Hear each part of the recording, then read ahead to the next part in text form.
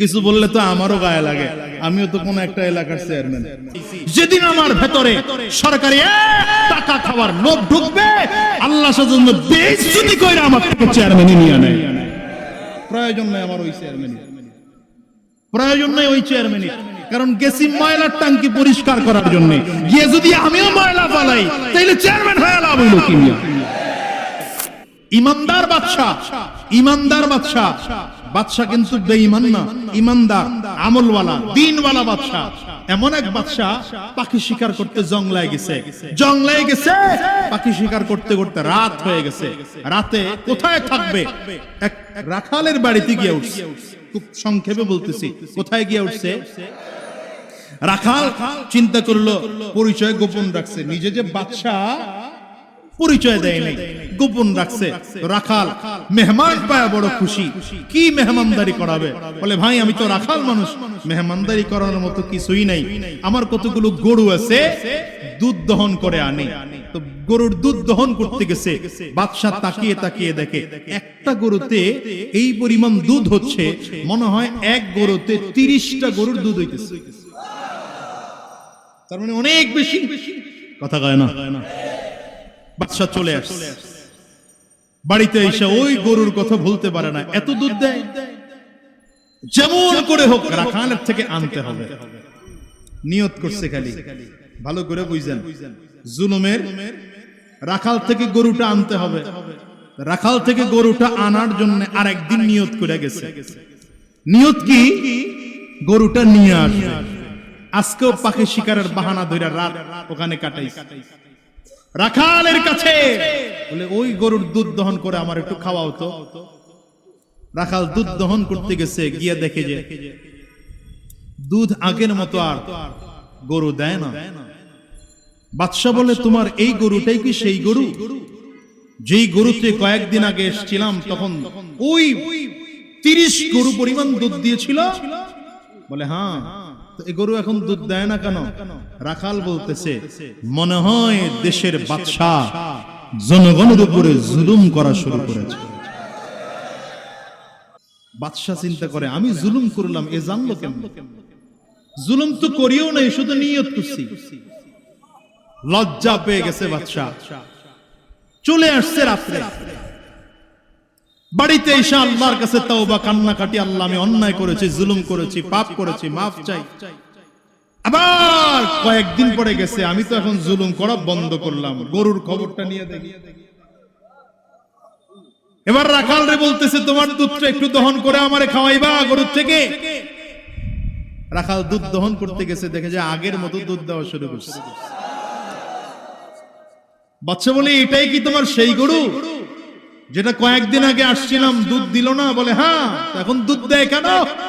মনে হয় দেশের বাদশাহ সাধারণ মানুষের উপরে ইনসাফ করা শুরু করেছে।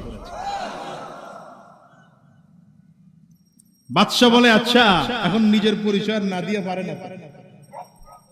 শোনো, দেশের বাদশাহ জুলুম করে নাই, শুধু জুলুমের নিয়ত করছিল। ইনসাফ করে নাই, শুধু ইনসাফের নিয়ত করছে।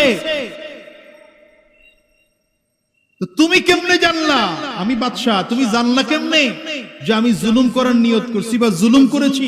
বলে বাদশাহ আমি জানি নাই, কিন্তু আমি এতটুকু বুঝি যে এই দেশের বাদশাহ জুলুম করার নিয়ত করে কোন মানুষের উপরে, যদি কোন সাধারণ জনগণের উপরে জুলুম হয়, সেই দেশ থেকে আল্লাহ বরকত উঠায় নিয়ে যায়। আর কোন দেশের বাদশাহ যদি জনগণের উপরে ইনসাফ করে না, শুধু নিয়ত করে ইনসাফ করার, সেই দেশে আল্লাহর পক্ষ থেকে বরকত নাজিল হয়। কারণ আমাদের দেশে বরকত আছে না নাই মিলাই নিয়ে না, আমার এত বলার দরকার নেই। নবীজির কাছে এসে একবার উসমান বিন মাজউন কয় হুজুর, আমি যদি আপনি অনুমতি দেন 5টা কাজ করব। কয়টা? 1 নম্বর হলো আমি চিরজীবনের জন্য ভালো খানা বর্জন করব। ভালো করে বুঝেন, চিরজীবনের জন্য ভালো খানা আর খাবো না। দ্বিতীয় নম্বর, অপারেশনের মাধ্যমে আমার ভেতরে যে পুরুষত্ব আসে নষ্ট করে ফেলবো। 3 নম্বর, আমার স্ত্রীকে তালাক দিয়ে দেব, জীবনে আর কোনোদিন বিয়ে করব না। 4 নম্বর হলো রাতের বেলায় আরামের ঘুম কোনোদিন আর ঘুমাবো না। 5 নম্বর হলো সারা দিন সারা রাত সময় পেলেই নফল নামাজ পড়ব। নবীজির কাছে অনুমতি চাইতে আসছেন। রাসূল আরবি বললেন, আন-নিকাহ মিন সুন্নতি ওয়ালা রাহবানিয়াত ফিল ইসলাম। শুনো উসমান, তুমি যা অনুমতি চাইতে আসছো এর মূল ভাষ্য হলো বৈরাগ্য জীবন তুমি চাও। ইসলাম বৈরাগ্য জীবনকে সমর্থন করে না, আর বিবাহ আমি নবীর সুন্নাহ। তো সুতরাং তুমি যে 5টা অনুমতি চাইতে আসছো, একটা অনুমতিও তোমাকে দেওয়া সম্ভব না। আল্লাহ রাব্বুল আলামিন বলেন, ইন্নাল্লাহা ইয়া'মুরু বিল আদলি ওয়াল ইহসান ওয়া ইতা'i যিল কুরবা ওয়া ইয়ানহা আনিল ফাহশা'i ওয়াল মুনকারি ওয়াল বাগই। এই আয়াতে কারিমার মধ্যে আল্লাহ তাআলা 6টি বিষয়ে কথা বলেছেন। এটা এমন এক আয়াত, যে আয়াত নবীজির প্রিয় সাহাবী, সাহাবায়ে কেরামদের মধ্যে অন্যতম গুরুত্বপূর্ণ সাহাবী হযরত উসমান বিন মাযউন রাদিয়াল্লাহু আনহু, এই আয়াত নাজিল হওয়ার সময় তিনি নবীজির সামনে বসা ছিলেন, কিন্তু তিনি মুসলমান ছিলেন না, তখন কালিমা পড়ে মুসলমান হন নাই। হযরত উসমান বিন মাযউন রাদিয়াল্লাহু আনহু, নাম শুনছেন তো? কেমন সাহাবী? ইসলামে সাহাবায়ে কেরামদের মধ্যে 2 উসমানের নাম খুব বেশি শোনা যায়, এবং এই 2 উসমান রাদিয়াল্লাহু আনহুমার অবদান ইসলামে কোনোদিন ভোলার মতো নয়।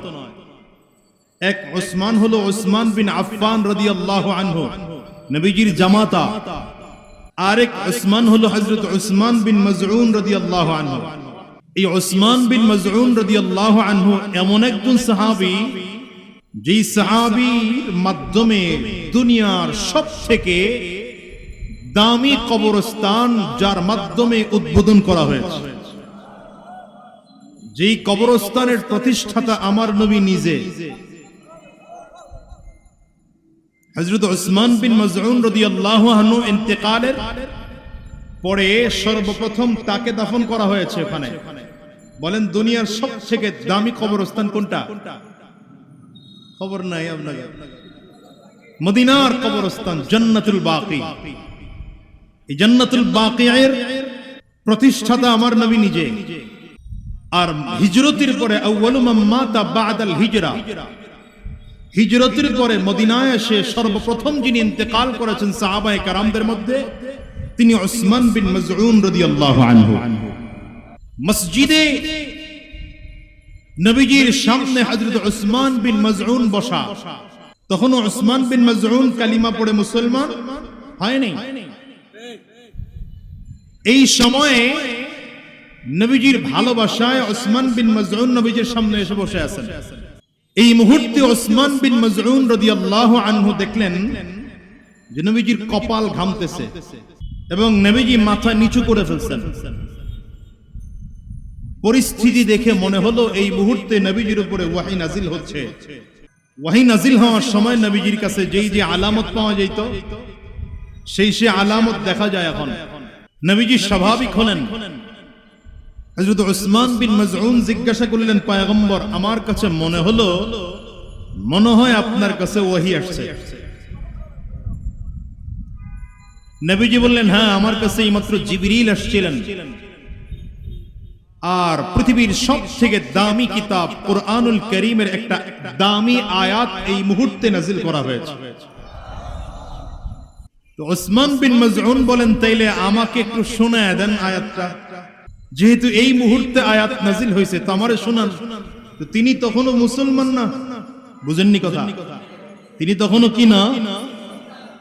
নবীজি আয়াত পড়তেছেন, ইন্নাল্লাহা ইয়া'মুরু বিল আদলি ওয়াল ইহসান, ইন্নাল্লাহা ইয়া'মুরু বিল আদলি ওয়াল ইহসান ওয়া ইতা'i যিল কুরবা ওয়া ইয়ানহা আনিল ফাহশা'i ওয়াল মুনকারি ওয়াল বাগই ইয়া'iযুকুম লা'আল্লাকুম তাযাক্কারুন।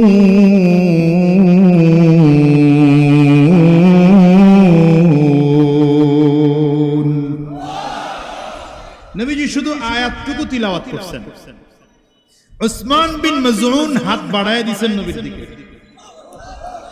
জোরে আওয়াজ করে পারেন না বলতে।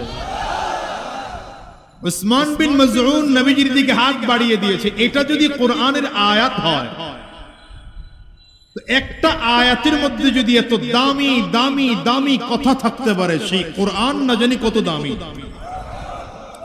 আর যেই ধর্মের ধর্মীয় গ্রন্থ এত দামি হয়, সেই ধর্ম না জানি কত দামি। আমি আর দেরি করতে চাই না, কালিমা পড়িয়ে দেন, মুসলমান হয়ে যাও। এই আয়াত হলো সেই আয়াত। প্রশ্ন হলো, হযরত উসমান বিন মাজউন রাদিয়াল্লাহু আনহুকে দামি কবরস্থানের প্রথম বাসিন্দা আল্লাহ কেন বানাইলেন? পৃথিবীর প্রতিটা বিষয়ের কিছু কারণ থাকে। যেমন হিজরতের রাতে আবু বকর কেন নবীজির সঙ্গী? হিজরতের রাতের সঙ্গী তো হযরত ওমর হওয়ার কথা, কারণ তো ভয়ের রাত। যে কোনো সময় শত্রু আসতে পারে, যে কোনো সময় শত্রু আক্রমণ করতে পারে। আক্রমণ প্রতিহত করার জন্য তো ওমরের মতো একজন বীর বাহাদুর পাহলওয়ান দরকার, যাকে দেখলেই কাফিররা দূরে সরে যাবে। নবীজির হিজরতের রাতের সাথী তো হযরত উসমানের মতো একজন নওজওয়ান দরকার। নবীজির হিজরতের রাতের সাথী তো একজন আলী রাদিয়াল্লাহু আনহুর মতো যোদ্ধাকে দরকার, কি ঠিক না? কিন্তু হিজরতের রাতে আবু বকর সিদ্দিকের মতো মুরব্বী সাহাবীদের আল্লাহ নিতে বললেন কেন? কারণ হলো, আল্লাহ তাআলা জানেন হিজরতের রাতে হযরত ওমরের মুহাব্বতের পাল্লা দিলে, যদি পাল্লায় বসে, এই আপনারা একটু কথাবার্তা বন্ধ করেন তো ভাই। যদি আল্লাহর নবীর মুহাব্বতকে পাল্লায় ওজন করা হয়, তো ওমরের মুহাব্বত পাল্লায় রাখা হবে, উসমানের মুহাব্বত পাল্লায় রাখা হবে, আলীর মুহাব্বত পাল্লায় রাখা হবে, সব সাহাবীর মুহাব্বতকে এক পাল্লায় রাখা হবে।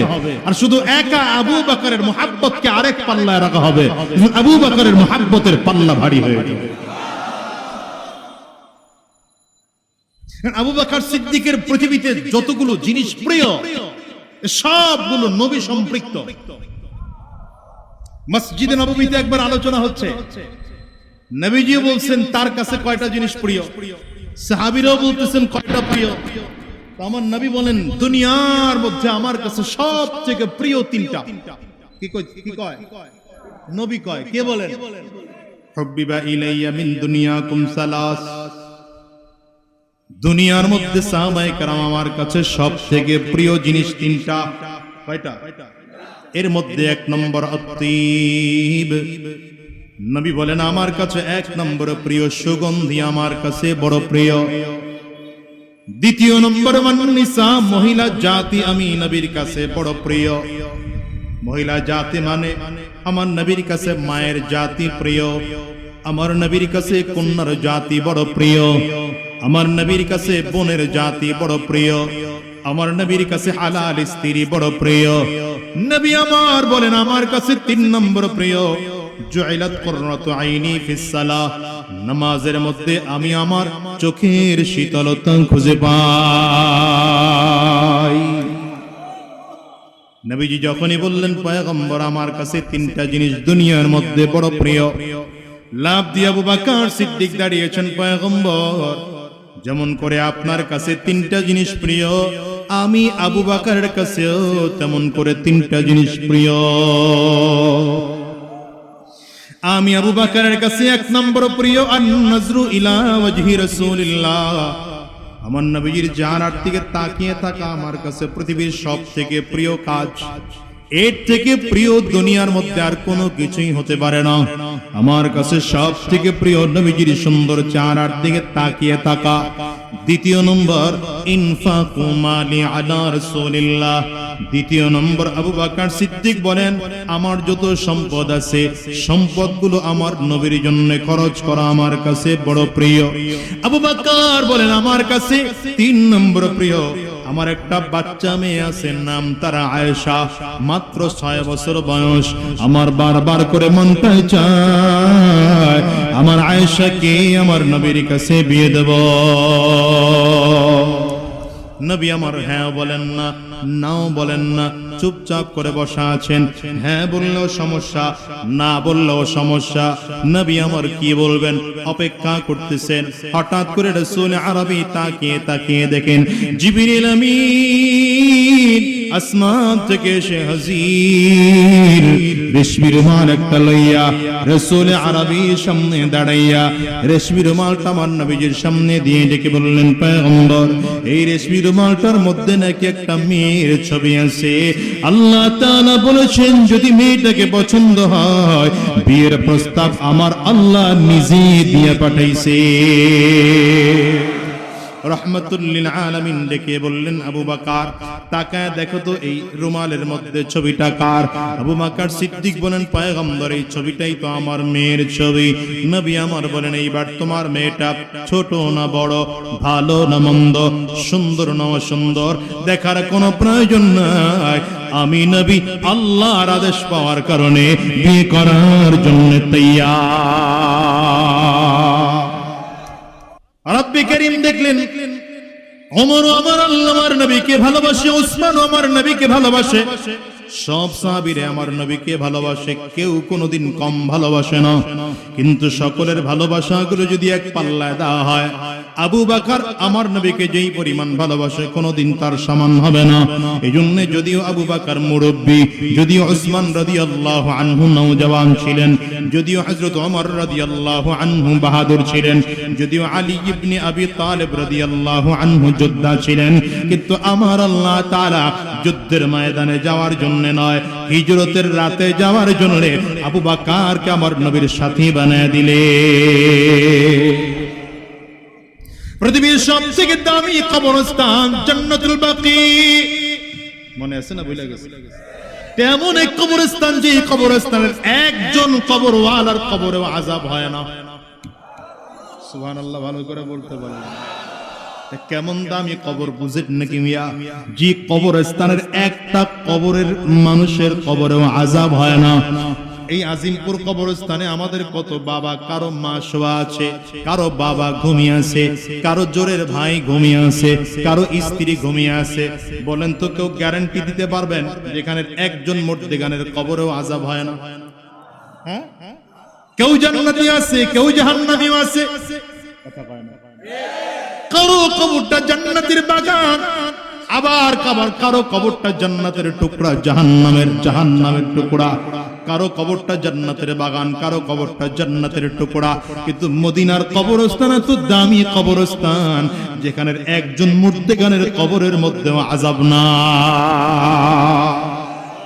পৃথিবীতে 3টা কবর, যে কবর পৃথিবীর সবথেকে দামি কবর, এর মধ্যে 1 নম্বর কবর মদিনাতুল মুনাওয়ারার পাশে, যার প্রতিষ্ঠাতা আমার নবী নিজে, জান্নাতুল বাকি। এই কবরস্থানে একজন মুর্দার কবরেও আযাব নাই। সুবহানাল্লাহ, ভালো করে কয় না? দ্বিতীয় কবর দামি কবর জান্নাতুল মুআল্লা, মক্কাতুল মুকাররমার যে কবরস্থান, উলামায়ে কেরাম বলেন এখানে যে ব্যক্তি কবরবাসী হয় তার কবরেও আযাব হয় না। আরেক দামি কবরস্থান হলো হাজী সাহেব যারা আল্লাহর রাস্তায় সফর করে বাংলাদেশ বিশ্ব থেকে হজ করতে যায়, ইহরাম পরা অবস্থায় যারা ইন্তেকাল করে তাদেরকে দাফন দেওয়ার আলাদা কবরস্থান। ওই কবরস্থানেও কোনো আযাব নাই। সুবহানাল্লাহ। আমাদের দেশে কিছু পারিবারিক কবরস্থান আছে না? কথা কন না কেন? হ্যাঁ, পারিবারিক কবরস্থান বানানো অসুবিধা নাই, কিন্তু পারিবারিক কবরস্থান বানানোর আগে এটা হিসাব রেখেন যে আপনার সন্তানটাও যেন নামাজি হয়, আপনার ভাইটাও যেন নামাজি হয়, বাবাও যেন নামাজি হয়, মাও যেন নামাজি হয়, স্ত্রীও যেন নামাজি হয়। নয়তো ডানে আর বামে, সামনে পেছনের কবরে যখন আযাব শুরু হবে, আপনি নামাজি হলেও কিছু না কিছু আযাবের অংশ আপনার কবরেও আছে। সব কবরে আবার এক হুকুম না, কিছু ব্যবধানও আছে। সব কবরে আবার এক হুকুম না, কিন্তু কিছু কিছু ব্যাপার হয় এমন। কারণ আমার এলাকায় আগুন লাগছে, যদি দেখেন না আগুন একটু দূরে লাগছে, তাইলে আমার ঘর কি নিরাপদ? সব বয়ার হইছে, কথাও কয় না। আমার ঘরটা কি নিরাপদ। কিন্তু যদি দেখি আমার ডানের বাড়িতেও আগুন লাগছে, বাম সাইডের বাড়িতেও আগুন লাগছে, বাম সামনের বাড়িতেও আগুন লাগছে, পেছনের বাড়িতেও, চারিদিকের সবগুলো বাড়িতে আগুন লাগছে, আমার ঘরে আগুন না লাগলেও গরমের তাপ লাগেনি। কবর বড় নিরাপদ হওয়া দরকার। বহু আল্লাহওয়ালাদের আমল এটা ছিল, জীবনের শেষ বয়সটা গিয়া মদিনায় কাটাইতো, মক্কায় কাটাইতো, যেন কবরস্থান মক্কায় আর মদিনায় হয়। কারণ মদিনার একটা আমল হলো, কেউ যদি মদিনার এলাকার মধ্যে ইন্তেকাল করে তার লাশ বাহিরে দেওয়া হয় না। কারণ আকীদা বিশ্বাস হলো এটা, আল্লাহ তোমার মদিনায় ইন্তেকাল করছেন, তার মানে মদিনাতে তোমার মৃত্যু নির্ধারণ করছেন, তোমার দাফন এখানেই হবে, বাহিরে হবে না। বড় দামি বিষয়। আমাদের দেশে কবরস্থান তো নামাজিও ঘুমায়, বেনামাজিও ঘুমায়, সুদখোরও ঘুমায়, ঘুষখোরও ঘুমায়, সব একসাথে। উজবেকিস্তানে এক কবর আছে, যে কবরের 2000 মুহাদ্দিস এক কবরে ঘুমাইতেছে একই জায়গায়। আশ্চর্যের বিষয় হলো এদের প্রত্যেকের নাম হলো মুহাম্মদ এবং প্রত্যেকের 1 লক্ষ হাদিস মুখস্থ। কবরের জমিদাতা কবরের জন্য জমি ওয়াকফ করার সময় শর্ত দিয়ে ওয়াকফ করছে যে আমি আমার এই কবরে এইখানে সেই ঘুমাইতে পারবে যার 2টা যোগ্যতা থাকবে। 1 নম্বর যোগ্যতা হলো নাম মুহাম্মদ হইতে হবে, 2য় নম্বর যোগ্যতা 1 লক্ষ হাদিসের হাফেজ হইতে হবে। সাহেব হিদায়াত উলামায়ে কেরাম যারা আছেন, হানাফি মাযহাবের সবথেকে গুরুত্বপূর্ণ কিতাব হলো হিদায়াত। এই হিদায়াত কিতাবের লেখক তিনিও 1 লক্ষ হাদিসের হাফেজ, কিন্তু তার নাম মুহাম্মদ না, এজন্য ওখানে কবর হয় নাই। তার নাম কি না? মুহাম্মদ না। এক শর্ত পাওয়া গেছে, আরেক শর্ত পাওয়া যায়নি। আমাদের কপাল ভালো, বাংলাদেশের কোন কবরের জমি ওয়াকফকারী এই শর্ত দেয় নাই যে বেনামাজির আমার এখানে দাফন দেওয়া যাবে না। যদি বেনামাজি দাফন দেওয়া যাবে না, সুদখোর দাফন দেওয়া যাবে না, ঘুষখোর দাফন দেওয়া যাবে না, কবরস্থানের জমি ওয়াকফ করার সময় যদি এই শর্ত দিত, তাইলে আপনার আমার সন্তান বাবার লাশ দাফন দিতে পারত না, ওই কবরস্থানে না দিয়া বুড়িগঙ্গায় ভাসিয়ে দেওয়া লাগতো। কপাল ভালো, কথা কয় না। এখানের যিনি পুলিশ কমিশনার, যার তার সাথে বন্ধুত্ব করবে না, তার লেভেলের লোক লাগবে। তো তুমি মুসলমানের সন্তান, ইহুদির সাথে বন্ধুত্ব করো, কাফিরের সাথে বন্ধুত্ব করো, বেঈমানদের সাথে বন্ধুত্ব করো, ওদের বাড়িতে গিয়ে খাও, ওদের প্রাসাদ খাও, আবার বলো আমার সবচেয়ে বড় পরিচয় আমি মুসলমান না, আমি মানুষ। আরে তুমি মানুষই না, তুমি এদেশের জানোয়ারের চেয়েও খারাপ। তুমি মুসলমান, তোমার বন্ধু আরেক মুসলমান হবে, দাড়িওয়ালা তোমার বন্ধু আরেক দাড়িওয়ালা হবে, টুপিওয়ালা তোমার বন্ধু আরেক টুপিওয়ালা হবে, নামাজির বন্ধু আরেক নামাজি হবে, রোজাদারের বন্ধু আরেক রোজাদার হবে। রোজাদারের বন্ধু বেরোজগার হতে পারে না, নামাজির বন্ধু বেনামাজি হতে পারে না, এই ইমানদারের বন্ধু সুদখোর আর ঘুষখোর হতে পারে না। যদি হয় বুঝতে হবে এর মধ্যে ভেজাল আছে। কলিজায় লাগে, বুঝতেছি কথাগুলা, এটা বলা ছাড়া আমার উপায় নাই, বলতে হবে। এজন্য কবর নিরাপদ হোক দোয়া করবেন, কবর নিরাপদ হোক দোয়া করবেন, যেন কবর নিরাপদ হয়। আজিমপুর কবরস্থানেও ঘুমাবো, কিন্তু আল্লাহ আমার কবরের এমন একটা জায়গা নির্ধারণ করে দিও যেন আমার ডানের কবরওয়ালাও জান্নাতি হয়, বামের কবরওয়ালাও যেন জান্নাতি হয়, সামনের কবরওয়ালাও যেন জান্নাতি হয়, পিছনের কবরওয়ালাও যেন জান্নাতি হয়। তাহলে আশা করা যায় আমি 100% জান্নাতি না হলেও এত ওয়াল ছেদ করে আমার কাছে আযাব আসা একটু দুষ্কর। বুঝেননি কথা? এই মদিনার কবরস্থান দামি। প্রশ্ন হলো উসমান বিন মাযউন রাদিয়াল্লাহু আনহু এই কবরস্থানের বাসিন্দা হলেন কেন? এর কারণ হলো নবীজির কাছে এসে একবার উসমান বিন মাযউন কয়, হুজুর আমি যদি আপনি অনুমতি দেন 5টা কাজ করব। কয়টা? 1 নম্বর হলো আমি চিরজীবনের জন্য ভালো খানা বর্জন করব। ভালো করে বুঝেন, চিরজীবনের জন্য ভালো খানা আর খাবো না। দ্বিতীয় নম্বর, অপারেশনের মাধ্যমে আমার ভেতরে যে পুরুষত্ব আসে নষ্ট করে ফেলবো। 3 নম্বর, আমার স্ত্রীকে তালাক দিয়ে দেব, জীবনে আর কোনোদিন বিয়ে করব না। 4 নম্বর হলো রাতের বেলায় আরামের ঘুম কোনোদিন আর ঘুমাবো না। 5 নম্বর হলো সারা দিন সারা রাত সময় পেলেই নফল নামাজ পড়ব। নবীজির কাছে অনুমতি চাইতে আসছেন। রাসূল আরবি বললেন, আন-নিকাহ মিন সুন্নতি ওয়ালা রাহবানিয়াত ফিল ইসলাম। শুনো উসমান, তুমি যা অনুমতি চাইতে আসছো এর মূল ভাষ্য হলো বৈরাগ্য জীবন তুমি চাও।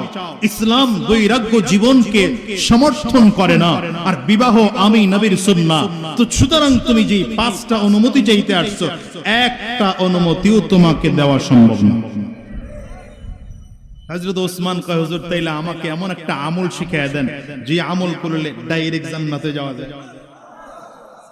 সাহাবীদের জান্নাতে যাওয়ার কত ফিকির ছিল দেখেন। হ্যাঁ, আর আপনি আমি কবরের খবর নাই, জান্নাতের খবর নাই, জাহান্নামের খবর নাই, যেমন মনে চায় তেমন চলতেছি। সুদ ঘুষ হালাল হারাম সব একসাথে মিলায় চলতেছে। কথা কন না কেন? কয়টা অনুমতি নবীজি দিবেন না নিষেধ করেছেন? উসমান বিন মাযউন বলেন, হুজুর তাইলে আমাকে এমন কোন আমল বলে দেন যে আমল করলে ডাইরেক্ট জান্নাতে যাওয়া যাবে। নবীজি চুপচাপ বসা আছেন। আল্লাহ কোন আয়াত নাজিল করেন কিনা, ওয়াহী নাজিল করেন কিনা অপেক্ষায় আছেন। কারণ নবী তো নিজের থেকে কথা বলেন না যদি আল্লাহ না বলেন, ঠিক না? মা ইয়ানতিকু আনিল হাওয়া ইন হুয়া ইল্লা ওয়াহয়ুন ইউহা। মা ইয়ানতিকু আনিল হাওয়া ইন হুয়া ইল্লা ওয়াহয়ুন ইউহা। নবীজি নিজের থেকে কোনো কথা বলেন না। যদি আল্লাহ তাআলা ওয়াহী নাযিল না করেন ততক্ষণ পর্যন্ত কোনো কথা বলেন না। দুনিয়ার মানুষেরা রাসূল আরবি সাল্লাল্লাহু আলাইহি ওয়াসাল্লাম অপেক্ষা করতেছেন। হঠাৎ করে জিবরিল আমিন এসে নবীজির কাছে এসে হাজির। আল্লাহ পাকের পক্ষ থেকে আয়াত নাযিল হয়ে গেল, ইয়া আইয়ুহাল্লাযীনা আমানু হাল আদুল্লুকুম আলা তিজারাতিন তুনজিকুম মিন আযাবিন আলীম তুমিনুনা বিল্লাহি ওয়া রাসূলিহি ওয়া তুজাহিদুনা ফি সাবিলিল্লাহি বিআমওয়ালিকুম ওয়া আনফুসিকুম। রাসূল আরবির উপরে আয়াত নাযিল হয়ে গেল। আল্লাহ তাআলা জানিয়ে দিলেন, হে দুনিয়ার মানুষ, ইমানদারেরা, আমি তোমাদেরকে এমন কোন ব্যবসা শিক্ষা দেব নাকি যেই ব্যবসা করলে আমার আল্লাহর জাহান্নামের আযাব থেকে মুক্তি পাইয়া আমার আল্লাহর জান্নাতে যাওয়া যায়। জান্নাতে যাওয়ার পদ্ধতি কে শিখাইতেছেন? মনোযোগ ভালো নাই, বুঝতেছি। কে শিখাইতেছেন? আঙ্গুলটা উঁচা করে চিল্লা এখন। জান্নাতে যাওয়ার পদ্ধতি কে শিখাচ্ছেন? আল্লাহ বলেন, 2টা আমল যদি করো, 2 গুণ যদি অর্জন করতে পারো, জান্নাত পাওয়া যাবে, জাহান্নামের আযাব থেকে মুক্তি পাওয়া যাবে। এর মধ্যে 1 নম্বর হলো ঈমান আনো তুমিনুনা বিল্লাহি ওয়া রাসূলি, আল্লাহ এবং রাসূলের উপরে ঈমান আনো। 2য় নম্বর গুণ হলো ওয়া তুজাহিদুনা ফি সাবিলিল্লাহি বিআমওয়ালিকুম ওয়া আনফুসিকুম, নিজের জান আর মাল দিয়া আল্লাহর দ্বীনের জন্য ফিকির লাগাও। জানও খরচ করো, মালও খরচ করো আল্লাহর দ্বীনকে দুনিয়ায় বাস্তবায়ন করার জন্য। কিন্তু বর্তমান মুসলমানদের অবস্থা বড় খারাপ।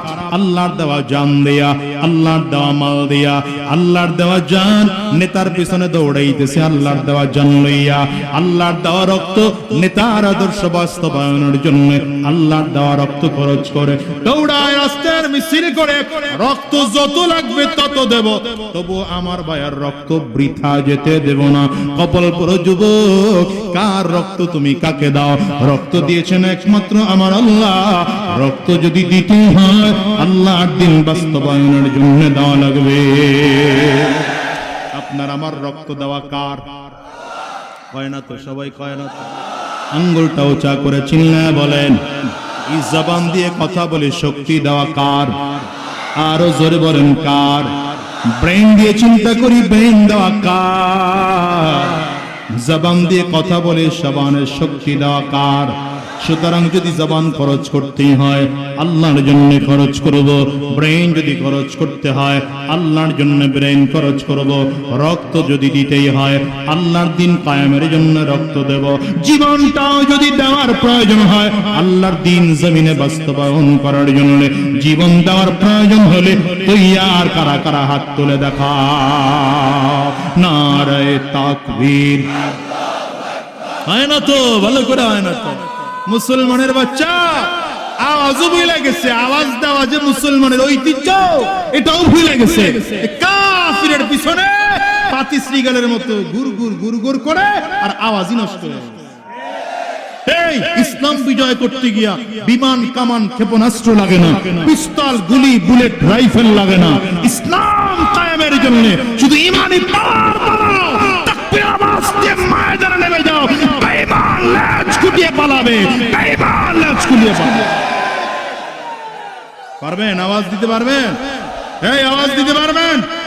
কাশি দেন, গলা ক্লিয়ার করেন, ভালো করে ক্লিয়ার করেন। আমি খুব একটা সুস্থ না, কারণ গত ওই মঙ্গলবার থেকে আমার এলাকায় এত পরিমাণে ঝড় আর বৃষ্টি, আজকে জুমা ঢাকায় এসে পড়াই নেই, এলাকায় ছিলাম, মানুষের বাড়িতে দৌড়ান লাগছে, রাস্তাঘাট সব গাছ পড়ে নষ্ট হয়ে গেছে। যেই পরিমাণ পানি, আপনারা তো ঢাকায় থাকেন, টের পান নাই, 1 মিনিটের জন্য কারেন্টও যায় নাই, 72 ঘন্টা এলাকায় কারেন্ট ছিল না। এ হলো অবস্থা। এখানে আছেন তো আপনারা তো ভালো আছেন আলহামদুলিল্লাহ, যেহেতু সুস্থ আছেন, গলা কাশি দিয়ে ক্লিয়ার করেন, ভালো করে কাশি দেন মিয়া। হাত দুইটা উঁচা করেন, টান টান করে ভালো করে উঁচা করেন, ডানে আর বামে তাকায় দেখেন হাত কে তুলে নাই, ধরে মহাব্বত করে হাত তুলে দেন। হাত তুলছে সবাই, হাতগুলো মুঠ করেন, ঝাঁকি দেন, ভালো করে একটা জোরে ঝাঁকি দেন, আর জোরে ঝাঁকি দেন। এবার কণ্ঠের যতটুকু আওয়াজ আছে পুরোটা আওয়াজ ছেড়ে দিয়ে একটা তাকবীর হবে। মুসলমান রেডি? পাই না তো আওয়াজ? রেডি? নারে তাকবীর, নারে তাকবীর, নারে তাকবীর। তোমার নেতা আমার নেতা, জোরে তোমার নেতা আমার নেতা, বিশ্বনবী মুস্তাফা, আমরা সবাই রাসূল সেনা, ভয় করি না বুলেট বোমা। নারে তাকবীর, কোরআন সুন্নাহর আলো, কোরআন সুন্নাহ যেখানে, আলেম ওলামা যেখানে, সুদ ঘোষ যেখানে। ঠিক আছে তো? এই আওয়াজ দিয়ে ময়দানে নামেন, কোন বেঈমান আপনার সামনে দাঁড়ানোর সাহস পাবে না। ঠিক কিনা বলো? আওয়াজ করে বলো। মুসলমানের বাচ্চা আওয়াজ দেয়, জিমা জিমা বেড়াইমা মুরগির মতো আওয়াজ দেয়।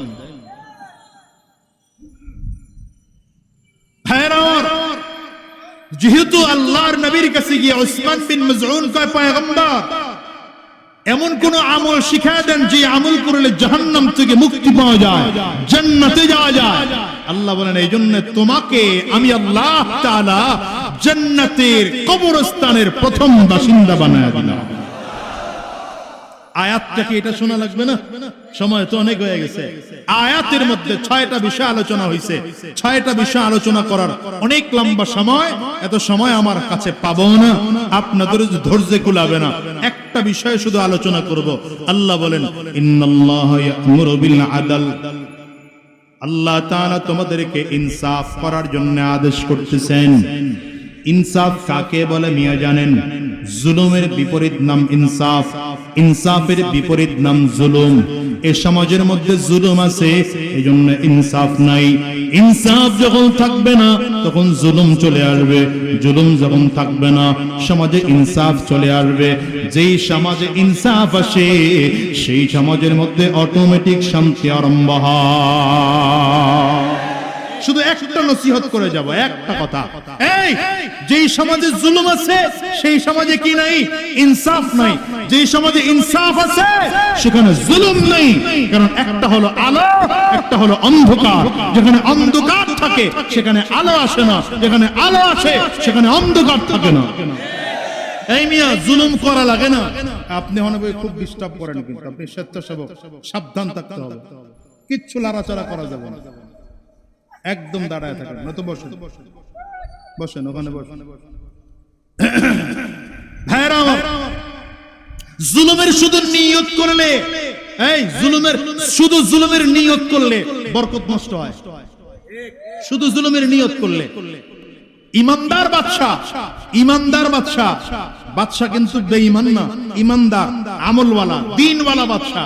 এমন এক বাদশা পাখি শিকার করতে জঙ্গলায় গেছে, জঙ্গলায় গেছে পাখি শিকার করতে করতে রাত হয়ে গেছে। রাতে কোথায় থাকবে? এক রাখালের বাড়িতে গিয়ে উঠছে। খুব সংক্ষেপে বলতেছি, কোথায় গিয়ে উঠছে? রাখাল চিন্তা করলো পরিচয় গোপন রাখছে, নিজে যে বাদশা পরিচয় দেয়নি, গোপন রাখছে। রাখাল মেহমান পায় বড় খুশি। কি মেহমানদারি করাবে? বলে ভাই আমি তো রাখাল মানুষ, মেহমানদারি করার মতো কিছুই নাই। আমার কতগুলো গরু আছে, দুধ দহন করে আনে। তো গরুর দুধ দহন করতে গেছে, বাদশা তাকিয়ে তাকিয়ে দেখে একটা গরুতে এই পরিমাণ দুধ হচ্ছে, মনে হয় এক গরুতে 30টা গরুর দুধ হইতেছে। তার মানে অনেক বেশি। কথা কয় না? বাদশা চলে আসছে, বাড়িতে এসে ওই গরুর কথা ভুলতে পারে না, এত দুধ দেয়, যেমন করে হোক রাখালের থেকে আনতে হবে। নিয়ত করছে খালি, ভালো করে বুঝেন, জুলুমের রাখাল থেকে গরুটা আনতে হবে। রাখাল থেকে গরুটা আনার জন্য আর একদিন নিয়ত করে গেছে। নিয়ত কি? গরুটা নিয়ে আসবে। আজকেও পাখি শিকারের বাহানা ধরে রাত ওখানে কাটাইছে। রাখালের কাছে বলে ওই গরুর দুধ দহন করে আমার একটু খাওয়াও তো। রাখাল দুধ দহন করতে গেছে, গিয়ে দেখে যে দুধ আগের মতো আর গরু দেয় না। বাদশা বলে তোমার এই গরুটাই কি সেই গরু যেই গরুতে কয়েকদিন আগে এসেছিলাম তখন ওই 30 গরু পরিমাণ দুধ দিয়েছিল? বলে হ্যাঁ। এই গরু এখন দুধ দেয় না কেন? রাখাল বলতেছে মনে হয় দেশের বাদশা জনগণের উপরে জুলুম করা শুরু করেছে।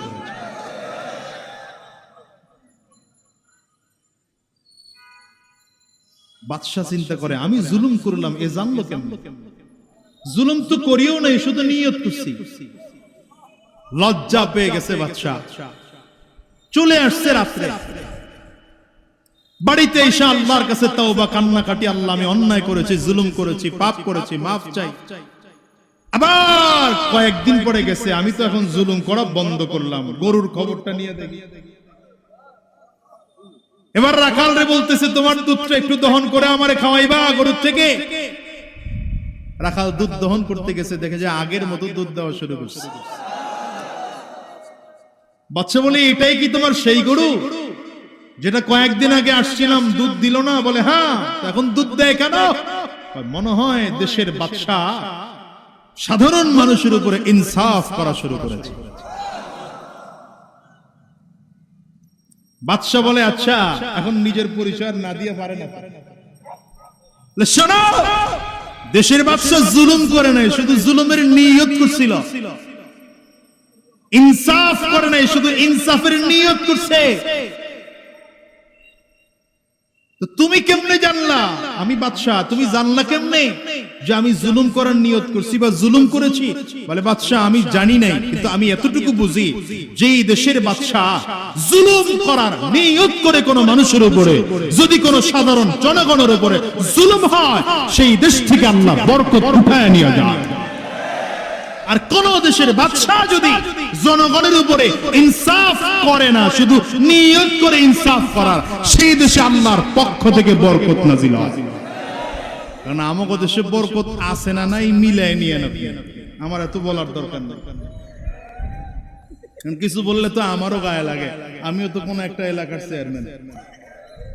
আল্লাহ আমারও জুলুম থেকে হেফাজত করুক, আমিও যেন জালিম হয়ে না যাই।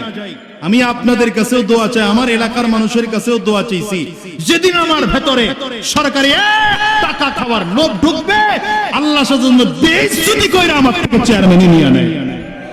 প্রয়োজন নাই আমার ওই চেয়ারম্যান, প্রয়োজন নাই ওই চেয়ারম্যান। কারণ গেছি ময়লার ট্যাঙ্কি পরিষ্কার করার জন্য, গিয়ে যদি আমিও ময়লা পালাই তাহলে চেয়ারম্যান হয়ে লাভ হইল কি? রাগ করতেছেন মনে হয়। এই কথাগুলো শুনতে আপনারা প্রস্তুত না আমি জানি, কারণ হুজুররা এই কথা কোক আপনারা চান না। আপনারা চান হুজুররা খালি কান্নাকাটি করবে আর কিচ্ছু বলবে না। ইনসাফ ওয়ালা ছিলেন আমার নবী। ইনসাফ দেখা গেছেন গোটা সমাজে।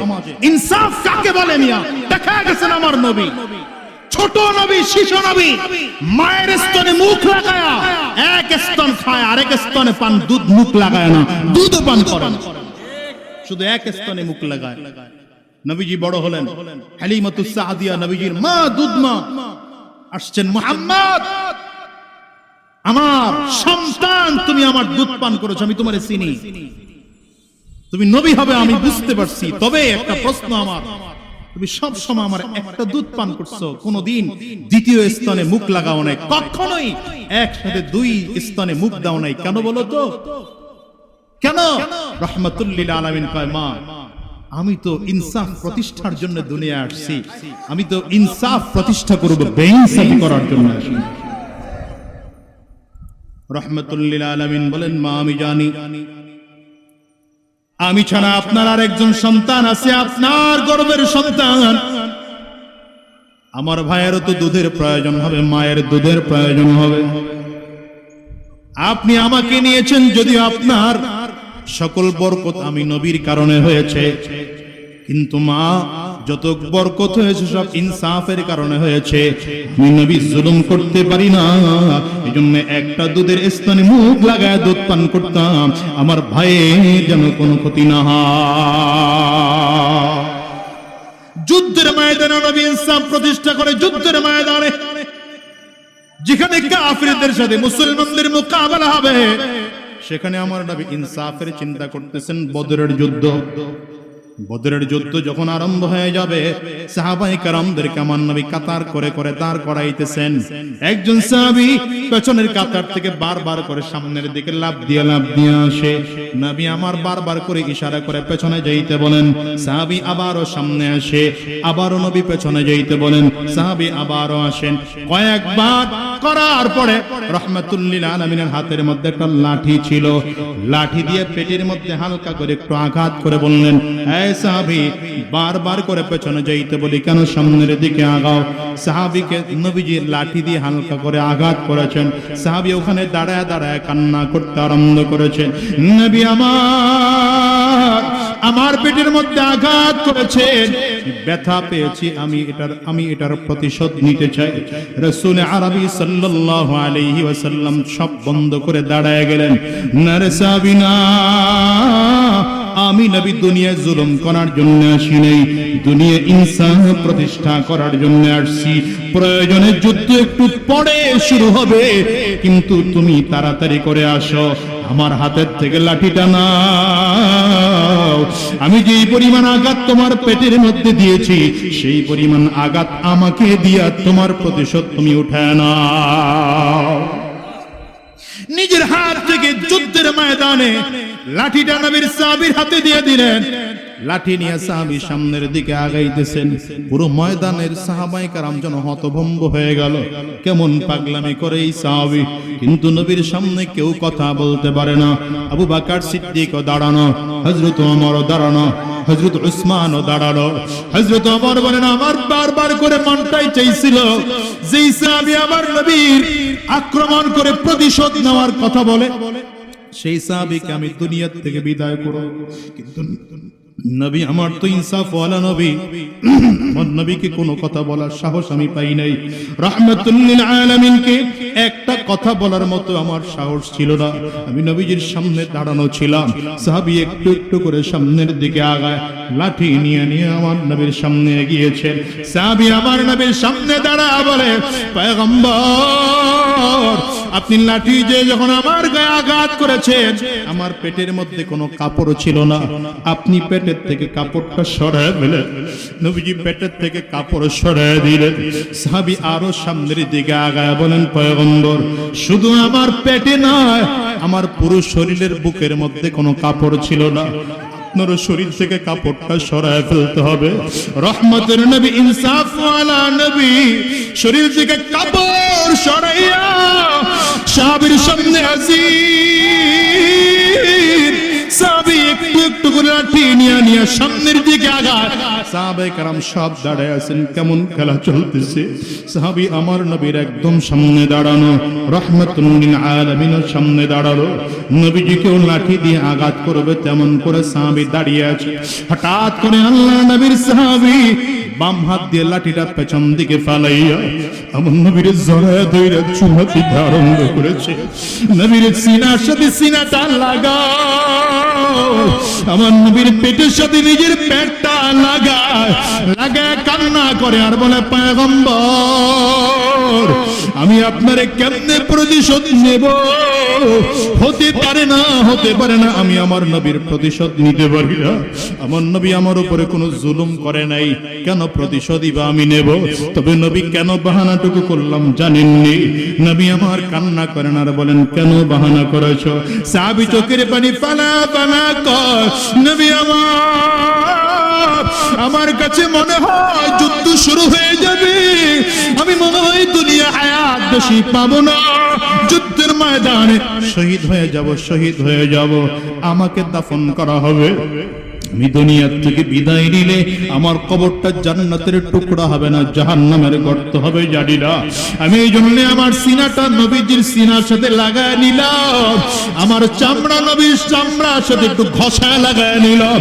যদি আমার কাছে আযাব আসে, আল্লাহর আযাব তো বলবে এই শরীরের সাথে নবীর শরীরটা মিলছিল, এই শরীরের ঘামের সাথে নবীর শরীরের ঘাম মিলেছে, এই শরীরের চামড়ার সাথে নবীর শরীরের চামড়া মিলেছে না, এখানে আযাব দেওয়া যাবে না, এই কবরে গজব দেওয়া যাবে না। ওরে দুনিয়ার যুবক, সাহাবায়ে কেরাম কবরের আযাব থেকে বাঁচার জন্য কত চেষ্টা, কত ফিকির, কত মেহনত। তোমার আমার মধ্যে মরণের ভয় নাই, কবরের ভয় নাই, হাসরের ভয় নাই, মিজান ও পুলসিরাতের কোনো ভয় নাই। যেন কবর কত ভয়ঙ্কর।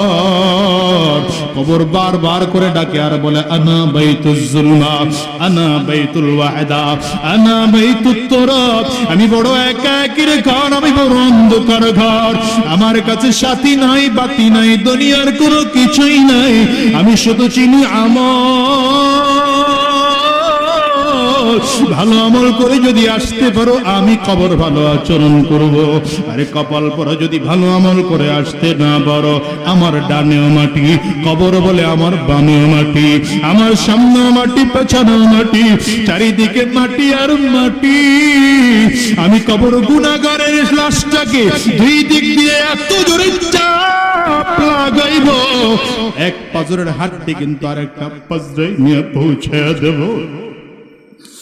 দুনিয়ার মুসলমানেরা, দুনিয়ার বাড়িটা যতই নিরাপদ হোক না কেন, কবর যদি কারো নিরাপদ না হয়, ওর মতো কপাল পোড়া আল্লাহর জমিনে আর কেউ নাই।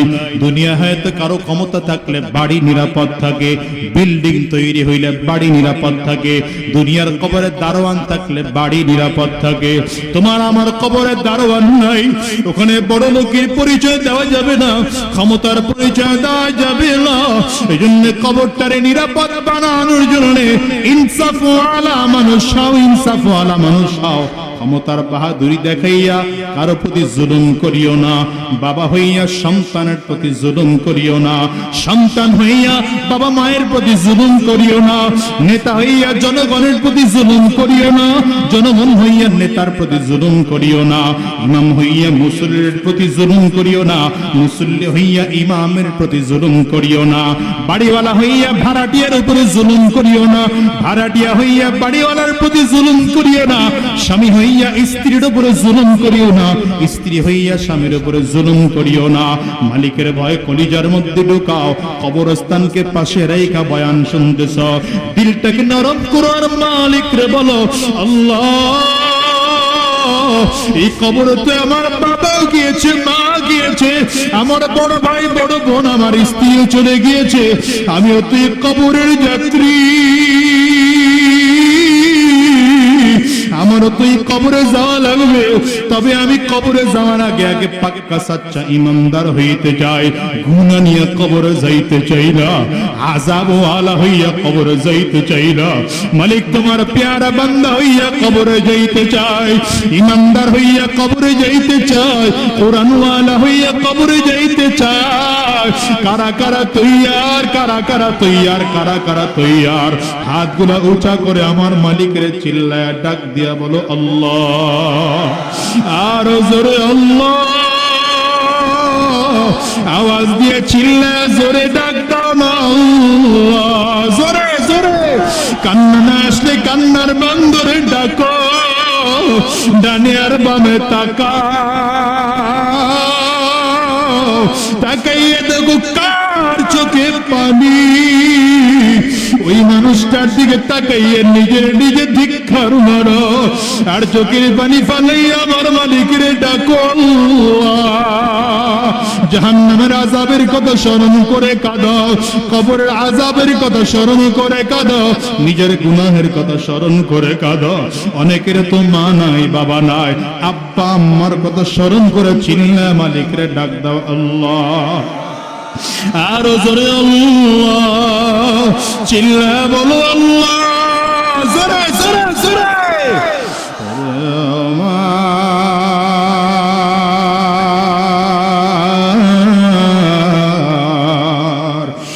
মাওলা রে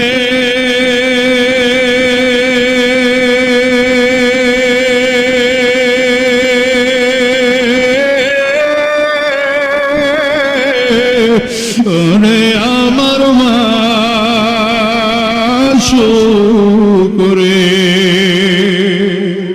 তোমারে বুঝি আমি পাইলাম।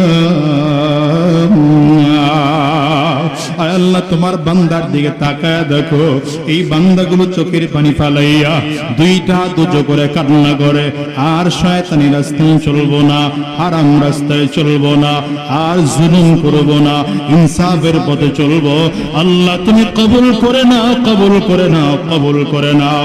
চিল্লা বলো আমিন, আওয়াজ দিয়ে জবান খুলে বলো আল্লাহুম্মা আমিন।